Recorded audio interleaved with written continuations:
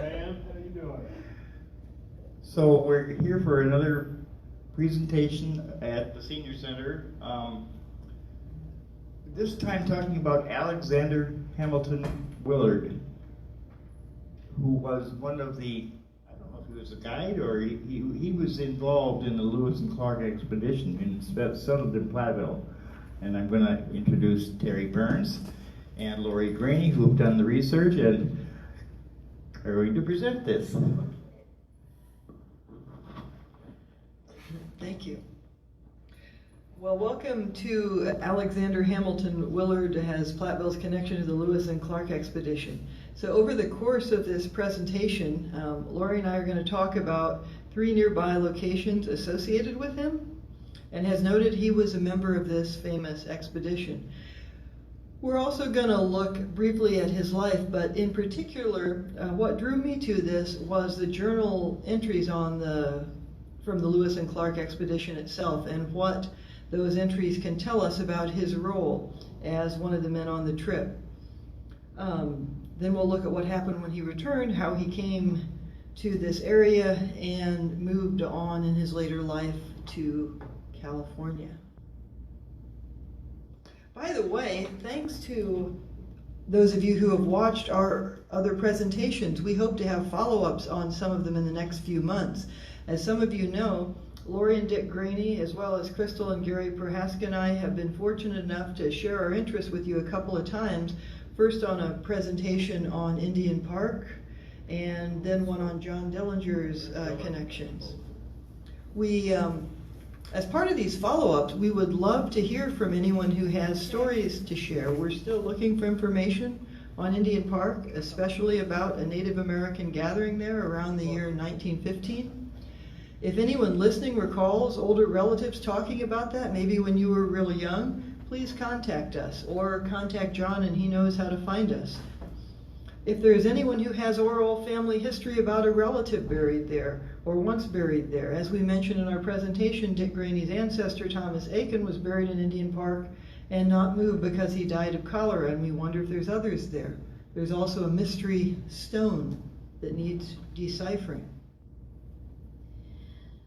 We would like to thank Ivan Doring for bringing additional information to light during and after our last presentation, John Dillinger's Platteville connection, Attorney Lewis Pickett. At one point, Ivan told us about a book titled Dillinger, The Untold Story. Due to a copyright dispute, this book went unpublished for 50 years. At the time this book was originally written, Louis Pickett attested to the accuracy of the accounts given in this book. So if you have information to share for the follow-ups for either of these, please let John at the Senior Center know, or Bill Kramer, or one of us. Our names are up there on the screen. Okay, without further ado, on to the topic at hand. And this one is going far enough back that it's not going to be in the living memory of any of us viewing this. But maybe some of you have seen this sign near Roundtree Hall. It's one of 3 markers that was put up by the Lewis and Clark Heritage Trail Foundation. There are 3 Lewis and Clark Heritage Trail Foundation markers that are in the Platteville area. This marker is located on West Main Street in Platteville. This marker is located between the entrance of Roundtree Hall parking lot and the Sig Tau Fraternity House.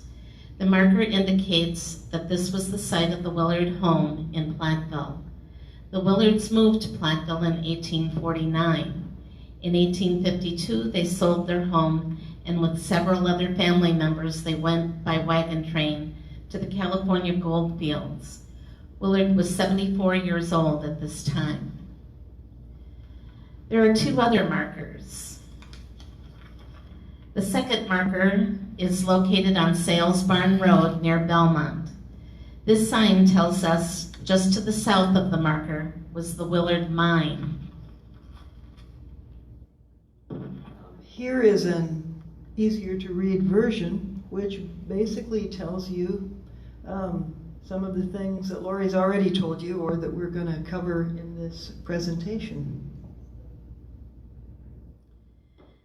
The last marker is located in Meeker's Grove, which is now known as Jenkinsville. To get to Jenkinsville from Platteville, you would go south on Highway 80 until you reach Highway 81. You would then turn east onto Highway 81, and when you get to Red Supper Club, turn right or south onto County Road H. Continue on County Road H for a couple of miles until you reach Jenkinsville. You will then see the Jenkinsville Primitive Methodist Church and an old rock house on your right. Between these two buildings is a Lewis and Clark Heritage Trail marker. You could see the marker in that last picture. Here's just some scenes from the churchyard and the cemetery.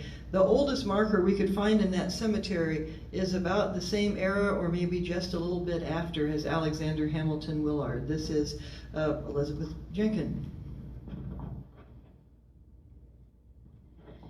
This marker in front of the Jenkinsville Church just shown tells us that the Willard Homestead location is nearby, and it is alongside the Beaver River.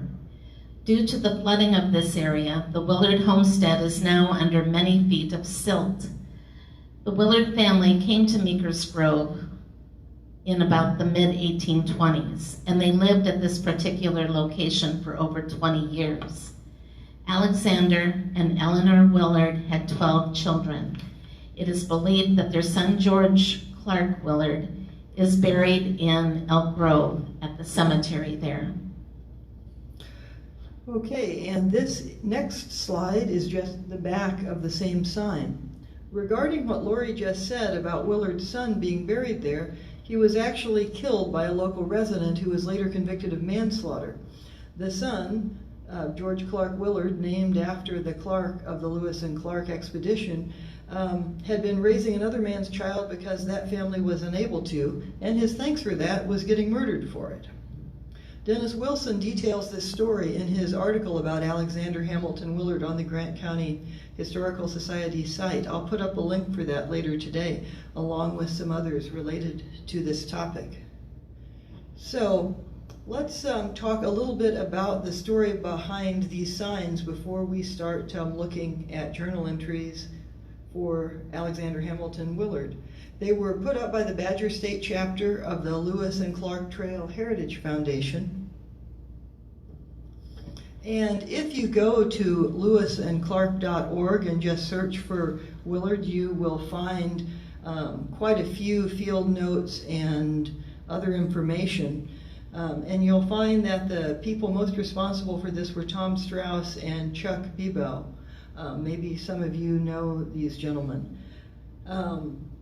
What this article here tells us is that those two co-chaired the Alexander Willard in Wisconsin committee that resulted in the erection of these 3 historical interpretive signs. Tom Bebo was a teacher, and he led the group through the process of identifying the locations where the Willard family lived and works. His skills as a mathematician allowed him to plot where the homestead was, and you can read again more about all of that at the signs. It's a great road trip, and since many of us are quarantining anyway, why not quarantine in your sign in your car and drive out and see the signs? That's what I meant to say. Anyway, Tom did all of this while at the same time he was fighting cancer. And you can read that whole story again at lewisandclark.org, searching under Willard. On the Grant County Historical Society site, you can find the article I mentioned by Dennis Wilson. There's even a book by the Willard family called The Ancestors and Descendants of Alexander Hamilton Willard. Most of these descendants live today in California or Montana, although one did come back here for the dedication. My interest in Alexander Hamilton Willard was he's one of this group of men referred to constantly as, in quotes, the men on this expedition. So as a kind of everyman, what was his journey like? Can we put it back together? And the answer is yes, we can to a degree, and also speculate about some of the gaps in our history, perhaps. In any case, if we try to understand the story of the Lewis and Clark expedition from the view of one person rather than has some grand historical tale, it might make it seem more personal, and then we don't have to decide, I suppose, what grand historical abstraction we want to attach to it. Here is a map of the Lewis and Clark expedition, or the root of our story. And it's starting around the area of St. Louis, and you can see how this story, how the track proceeds. Some of you may have driven west along the Missouri, and you might have seen, if you're going on I-80, like west through South Dakota, you might have seen this great statue. This is the Dignity of Earth and Sky. It was put up a few years ago. It's not Sacagawea, as many people think, but it's a commemorative of that journey. And behind it is something put up by the Missouri River for the Lewis and Clark bicentennial. Here, of course, are portraits of Lewis and Clark. I was surprised to find that this expedition was really not taught in schools that much in the 1800s or early 1900s. It became common subject matter in the 1950s. Now it's taught less. But whether one wants to consider the whole expedition heroic or a cautionary tale, it reads very differently if you just talk about the leaders, Lewis and Clark and their men. The trip's timeline you can find a lot of places.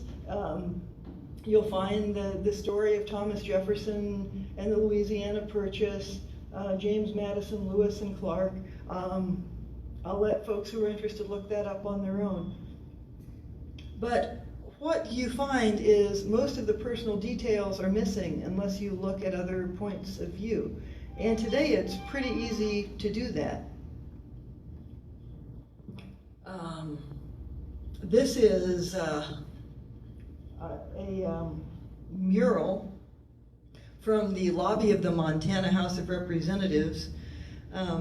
It's highly romanticized in the way the Lewis and Clark expedition was frequently taught. That is, Lewis and Clark and Sacagawea, the only woman on the trip. And so I'm going to, since part of my background is in women's and gender studies, go on a excuse me, quick digression about Sacagawea. She was a Shoshone woman. That tribal area is near what would be the current boundary of Idaho and Montana. And you can see here she's portrayed as a mature woman. She was really a girl with a little baby during this expedition. Around 1800, when she was about 12 years old, she and several other girls were kidnapped in a battle that resulted in the deaths of several Shoshone. She was sold, non-consensually is how it is described, to Toussaint Charbonneau, who was a French-Canadian trapper. And he bought her and another woman. Or some people tell that he won her gambling, but in any case, it wasn't consensual. Charbonneau wound up where they were getting ready to start the expedition. Lewis and Clark knew they needed the help of the Shoshone tribes at the headwaters of the Missouri River, so they hired him after discovering that his wife, Sacagawea, was pregnant with their first child, but she also spoke Shoshone. So this is how this girl, really, with a baby, wound up being the third most famous member of this expedition. This is a painting by the famous Western artist Charles Marion Russell called Lewis and Clark on the Lower Columbia. And it shows Sacagawea with her arms outstretched. Now, while having a teenage girl and her baby along on a trip that supposedly is a peaceful mission, makes the mission look more peaceful, it's also pretty certain that, well, she wasn't that old, and where's her baby? I guess one of the guys are taking care of this. I doubt it, but I'm a cynical person. Anyway, when I was teaching women's and gender studies, she was someone we often talked about and someone that the early suffragettes were quite fond of. And when she became the second woman on a U.S. coin after Susan B. Anthony, the depiction got to be a bit more accurate, and there's a little baby there. Lewis recorded the birth of this baby, Jean-Baptiste Carbonneau, in 1805, and he noted that another of the party's interpreters administered crushed rattlesnake in order to speed the delivery. But you don't see this little guy in many artistic depictions. The National American Women's Suffrage Association adopted her as a symbol of women's worth and independence, erecting several statues and plaques in her memory, and doing much to spread the story of her accomplishment. Why do I bring this up? Because the way the Lewis and Clark expedition was often told was very romanticized, and if we're looking for the unromanticized story of one man, we have to see, well, where can we find it? We can find it in part in all of the journals, and we can find it in the accounts of Native people who have today written down different Native accounts of what it was like to encounter this expedition. Now, in the case of Sacagawea, this makes for one of the most unusual and seemingly miraculous coincidences of the trip. Because in this painting by Russell, this person that she is greeting here is the chief of the Shoshone tribe, and supposedly this is her brother. Now, that may seem a bit unusual. It seemed odd to me. But so let me fast forward to August of 1805. The Lewis and Clark expedition had located a Shoshone tribe, and they were trying to trade for horses to cross the Rocky Mountains. They used her as an interpreter. They discovered that the tribe's chief was her brother. To me, that just sounded like too much to swallow. But was he really?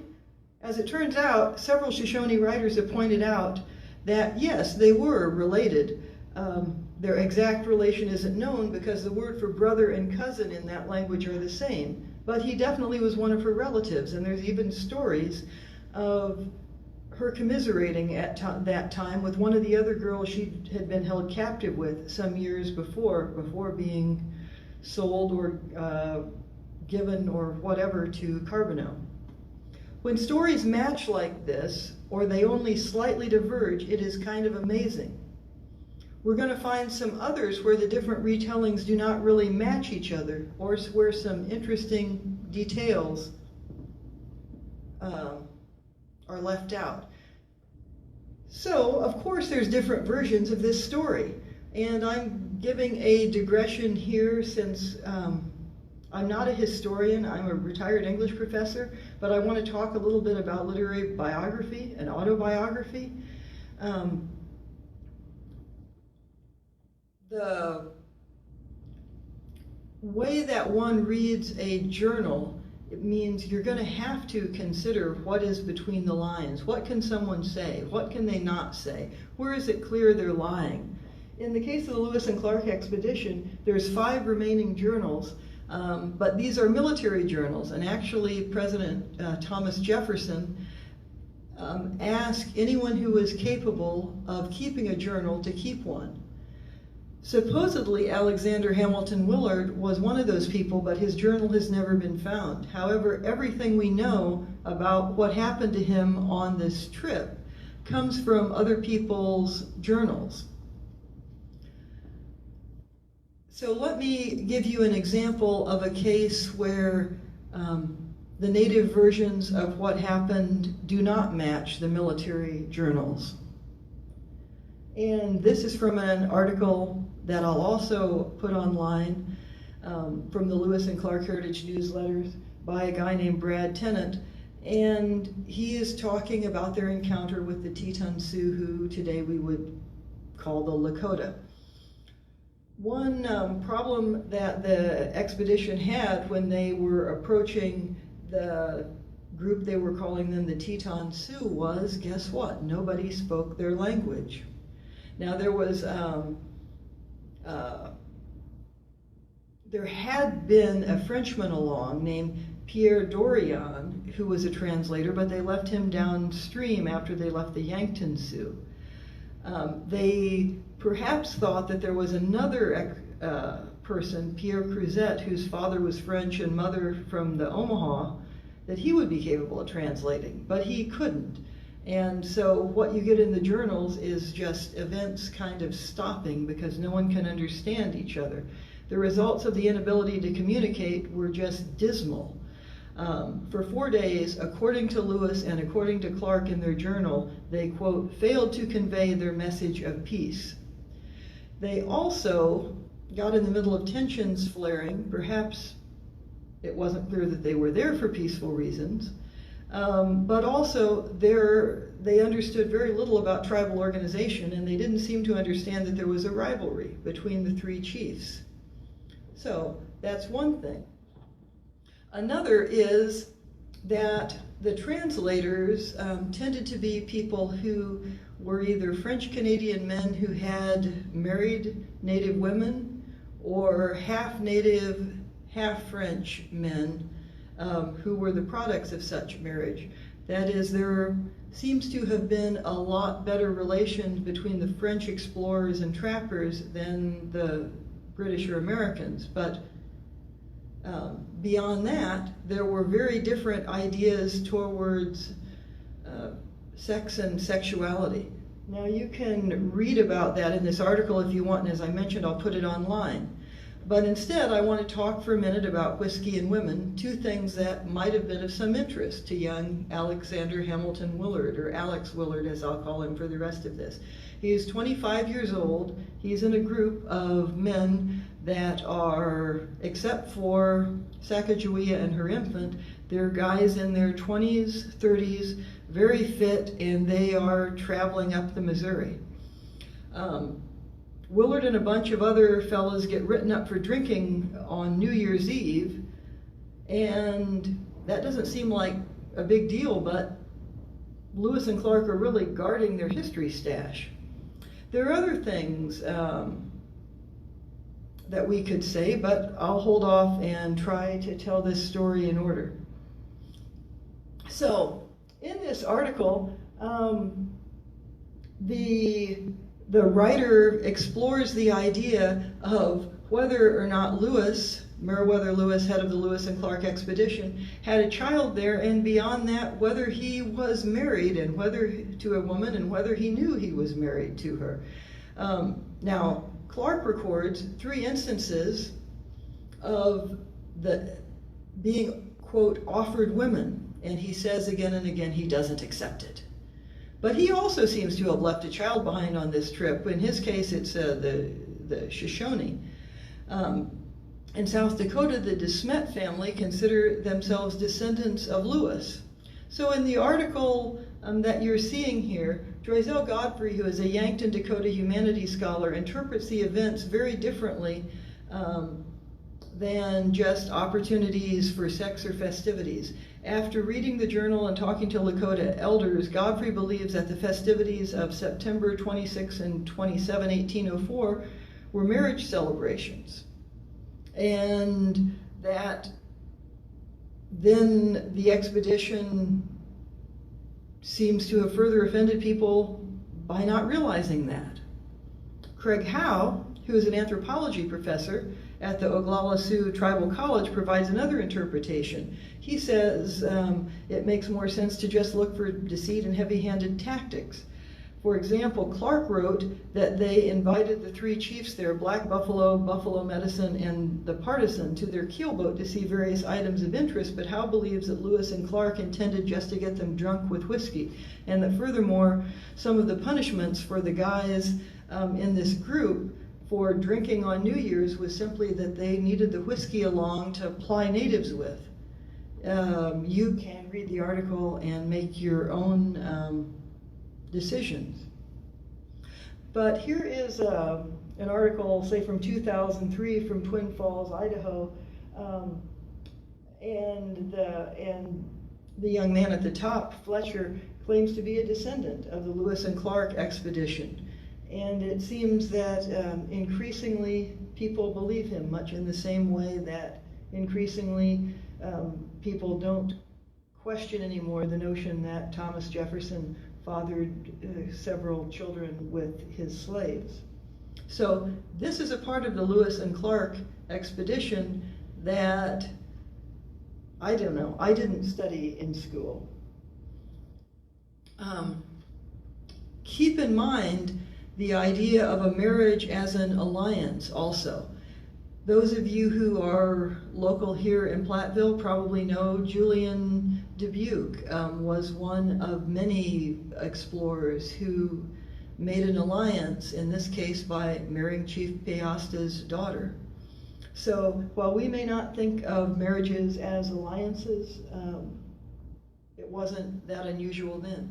So now we're going to look at the Alex Willard expedition and see what we can learn about him. Here's some quick information about him. Well, he was one of the last expedition members left alive, and so he was the only one photographed. Those pictures of Lewis and Clark were portraits, and of course the Russells were paintings. Depending on who is figuring, he was either the second to last person left alive or the third or the fourth. And a lot of that depends on how long people think that Sacagawea's infant son lived. He might have been the last person left alive, or he might have died younger. Willard was described as dark complexioned, dark-haired, dark-eyed. He was a runaway from New Hampshire. He became noted for his skills as a blacksmith, a tinsmith, a gunsmith, and a hunter.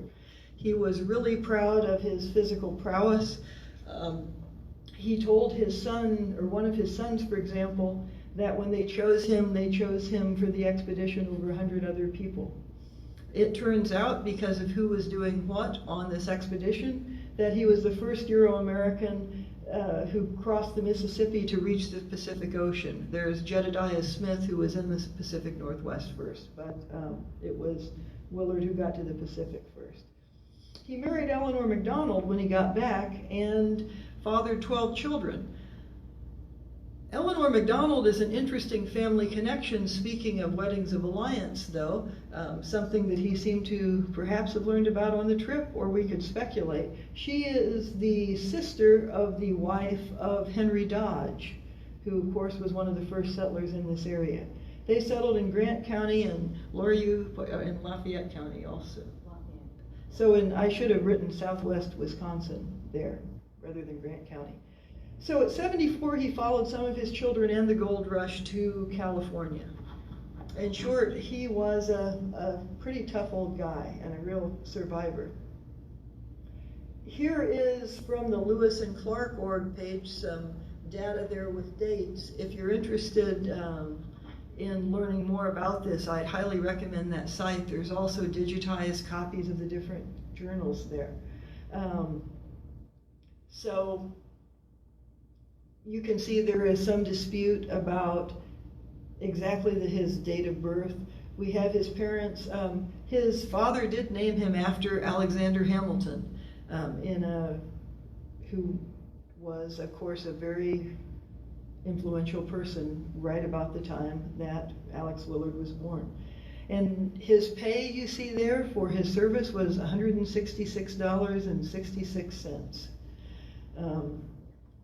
Okay, well, if we want to understand Willard's journey, I think one of the things that we want to do, is we need to know about what other people say about him in the journals, what kind of things are left out, and if there are accounts of those things. And I seem to have my sheets out of order here, but I think we'll be okay. So this is another book on this I'd recommend. It's called Scenes of Visionary Enchantment. That's a quote from either Lewis or Clark about some of the sights that they saw. But this writer, Dayton Duncan, was really into going and visiting and just traveling the Corps of Discovery's route from St. Louis to the Pacific and back. He did it many times. And one of the things that he talked about was how much that the people in the group who were not the leaders, or were not York, who was the slave and valet of Clark, and we're not Sacagawea and her infant son. Everyone else is just kind of grouped into the men. Occasionally, it's different if there's a translator. So what he wondered was, and he had a chapter called Alexander Hamilton Willard's Expedition, was what was this like for an everyman? And one way he looks at is the journals. So this is what I was saying before, and what we'll look at here is what people say about Willard in the journals. And then I've already talked a little about what's left out, but then are there ways that we can reproduce things left out of the journals to speculate a little bit about this Platteville transplanted son? So here's some from the journals. Okay, now just so that I'm not cherry picking journal entries, I've let someone else cherry pick them. You can see at the top where this is from. It's from Lapham's Quarterly. But this will give you the flavor of some of the writing. Clark was actually later embarrassed by his writing. I think he spelled Sioux more than 20 different ways. But let's say June 26th, that's William Clark saying, I observed a great number of paraquets, which is a Carolina parakeets, now extinct. July 12th, this is where Alexander Willard is being court-martialed. He was charged with lying down and sleeping on his post while a sentinel. He's sentenced to receive 100 lashes on his bare back at 4 different times in equal, I think that's supposed to be proportion, but that's how they spelled it. We're going to talk about this court-martial as much as we can in a moment, but just think of that, all right? Here are these guys on this journey, and now he's being sentenced to 100 lashes. A lot of people would not survive that. Okay, here's one of the quotes after that about the Tetons, who would be now, we'd say the Lakota, offered us women which we did not accept. It would appear that journal entry is incorrect. Maybe it wasn't something William Clark wanted in a military journal. October 10th is one of many entries where Clark talks about how the Indians are much astounded.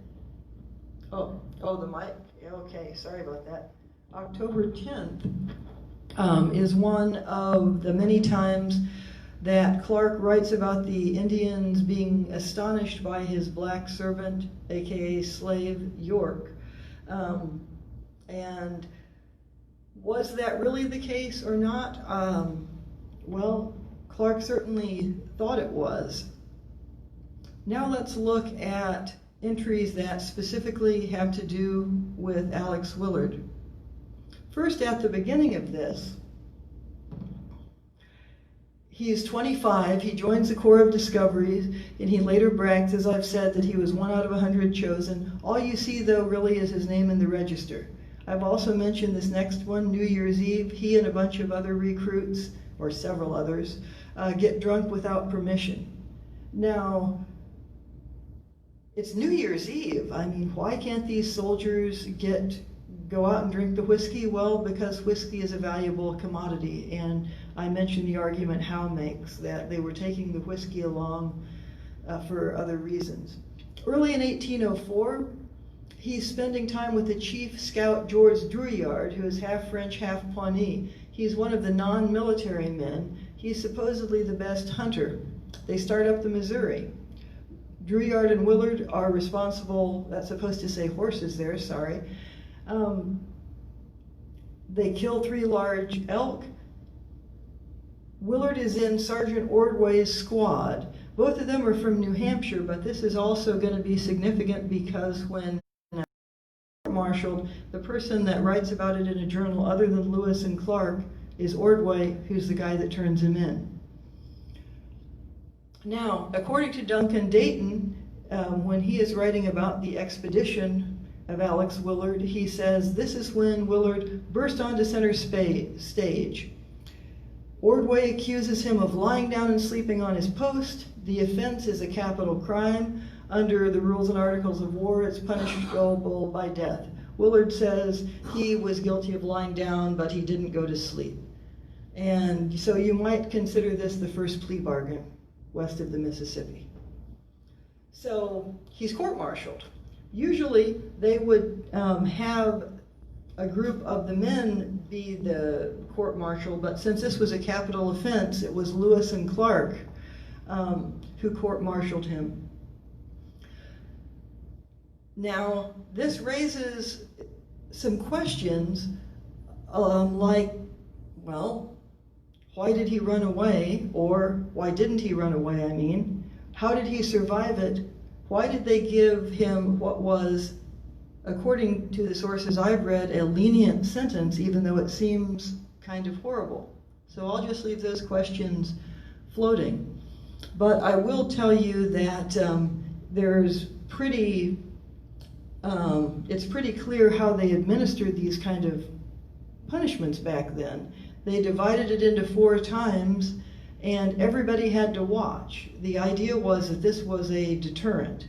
So all the other men had to come out and watch him be whipped on 4 different nights. Then they move on, and he's accompanying Clark in South Dakota trying to find a volcano. Yeah, a volcano. It's supposed to exist there somewhere. They never find a volcano. They do kill an antelope, though, and that's not known to Western science at that time. When they run low on food over the next winter, Willard and his fellow blacksmith John Shields trade their blacksmithing work and probably their gunsmithing work for corn and meat from the Mandans. They're up now near Idaho. If we were to read between the lines here, we would also see, well, why do they need corn and meat? Oh, it's winter. Yes, but some men have been trading with the Mandans, and probably they have been trading for the favor of some of the women there. It's not long after that Clark apparently leaves behind some offspring. June of 1805, Willard is dispatched to bring in a load of freshly killed buffalo meat during the portage of the Great Falls. He's attacked and nearly caught by a grizzly bear, which chases him back within 40 yards of the camp. After this, you're going to see just the biggest display of bad luck, it seems. August, he gets a creek named after him, but let's skip down to September. Willard is supposedly negligent. He causes a delay, and he's sent back to get an unattended horse. He finally catches up. And by February, he gets a serious injury. This is right after getting to the Pacific. He's butchering some elk, and he cuts his knee very badly with his tomahawk, according to Lewis.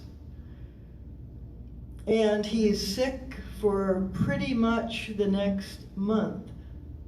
Complains of pain in his head, want of appetite. Another man is sick also. That other man doesn't get better on his own. Eventually, Willard does. In April, his horses wander off again, and Lewis is a bit annoyed by this. By the way, later on, Willard's descendants say that while he considered himself a friend of Clark, he never really even mentions Lewis. It seems he and Lewis didn't get along real well. In May, they're with the Nez Perce Indians. He's regained the captain's confidence, and he's sent with Chief Twisted Hair to receive this large horse herd, which the Indians had kept over the winter. And again, there's trade going on with the Nez Perce. Most of you have probably heard of Chief Joseph of the Nez Perce. Clark's daughter travels with Chief Joseph later on when they are all sent to Oklahoma. Willard becomes one of the regular hunters. They kill a deer and a large grizzly, but they almost die in a canoe, and there are stories in several journals, but particularly Ordway who is his sergeant and who is one of the 5 people who keeps a journal, writes about how Willard was clinging to a limb, grabbed logs, lashed his clothes on them, floated a mile downstream. All Lewis really says is, well, it's good that he could swim tolerably well. So you have a couple more journal entries here about things that happened to Willard. You can see that his way of measuring the White River as 2 feet deep and 200 yards wide was by wading, and figuring a foot was one of his feet. He nearly dies on August 30th in a canoe accident again. So once we go through these things about his journey, what are some generalizations that we can make about Alex Willard, and what brings him here? Well, first of all, it seems clear both to Dayton Duncan, who has spent a long time writing about this, and to me in my kind of cursory dive into the journals, that he was way more valuable than the journals let on. His skills basically kept many men alive. He was able to trade for food. He seemed to be a very agile person. He may have traded with the Mandan tribe, although unlike Lewis or Clark, there's no legends of children left behind. He had 12 children after he returned and married. He learned the value of being related by marriage. He somehow knew when he got back from this trip, well, he knew Eleanor MacDonald, they married, and he right away came to this area right at the kind of dawn of the mining time here, when there was still literally lead on top of the ground. Like Lewis, he shifted from explorer to miner. Unlike Lewis, he succeeded. Lewis, I don't know if you know, but he either committed suicide or was murdered not long after the expedition. There is still controversy around that, and there are still descendants of Lewis who have tried to have his remains exhumed. But one of the things Lewis did right afterwards, people who think he was murdered think it was a mining trade gone bad because Lewis was going into mining. Willard actually did go into mining.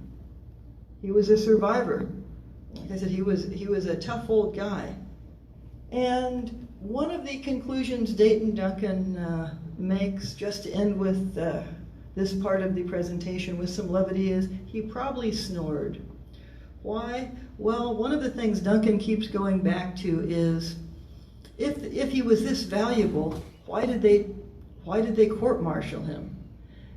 Or if what he did was that dangerous, why didn't they execute him?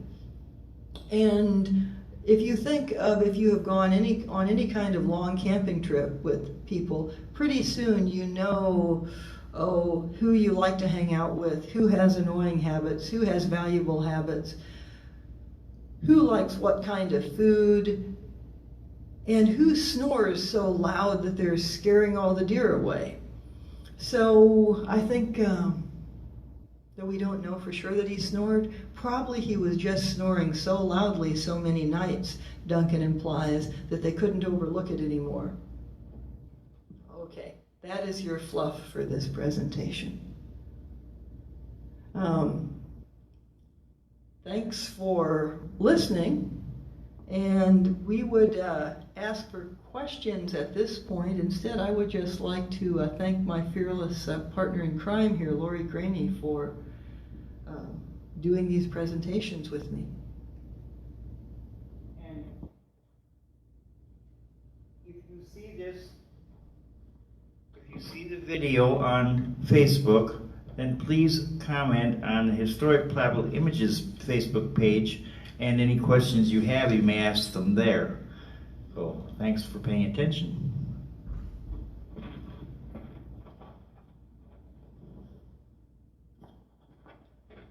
And hopefully this next bit will be edited off, but I apologize again for my flip comments at the beginning of this. Why? I don't talk like that. We might edit everything but.